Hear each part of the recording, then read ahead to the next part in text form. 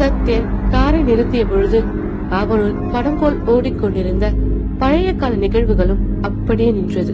அதிக பதட்டத்தால் முகத்தில் பூத்திருந்த வியர்வையை மெதுவாக துடைத்துக் கொண்டவன் நெடிய யோசனைக்கு பின் நடுங்கும் கரங்களால் கார் கதவை திறந்து கீழிறங்கினான். முதலில் ஒரு பெருமூச்சோடு தன்னை நிதானப்படுத்திக் கொண்டவன் நடுங்கும் கரங்களை பேண்ட் பாக்கெட்டுள் வைத்து யாரும் அறியாமல் மறைத்துக் கொண்டான். சில வருடங்களுக்கு முன்பு ஏற்பட்ட ஒரு பலத்த மழையால் வீட்டின் சைடில் இருந்த தேக்கு மரம் விழுந்து காம்பவுண்ட் சுவரில் விரிசல் விழுந்து விட்டது.